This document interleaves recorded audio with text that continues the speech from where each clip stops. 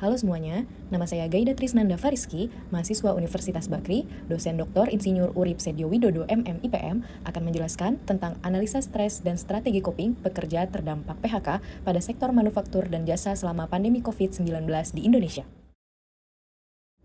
Fenomena ini dilatar belakangi oleh pandemi COVID-19 yang menyebabkan krisis ekonomi dan gelombang PHK massal di sektor manufaktur dan jasa. Dampak ini tidak hanya meraja pada ekonomi, tetapi juga pada psikologis, seperti stres, depresi, dan juga kecemasan. Hal ini didukung juga oleh data Kementerian Tenaga Kerja Republik Indonesia tahun 2021, bahwa lebih dari 29 juta pekerja terdampak PHK atau pengurangan jam kerja.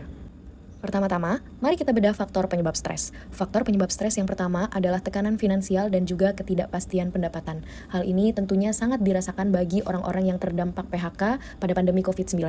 Seperti yang kita ketahui bahwa pandemi COVID-19 banyak menyebabkan PHK massal di banyak sektor, sehingga banyak juga orang yang tertekan akan kondisi finansial, serta mengalami ketidakpastian pendapatan.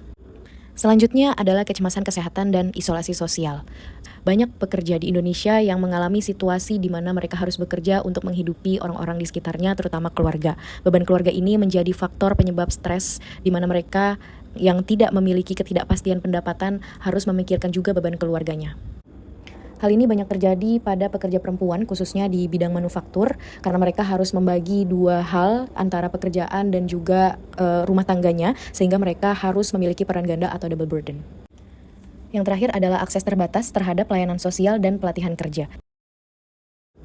Selanjutnya, bagaimana kita mengenali dampak khusus pada sektor jasa dan manufaktur. Pada sektor jasa sendiri, dampak paling besar dialami pada sektor pariwisata, retail, F&B, dan juga transportasi online.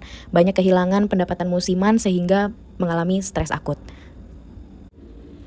Pada sektor manufaktur, garmen, atau tekstil, banyak terjadi pemberhentian hubungan kerja massal atau PHK massal, serta terjadi penurunan ekspor hingga 17%, dan 80% perusahaan sempat berhenti beroperasi.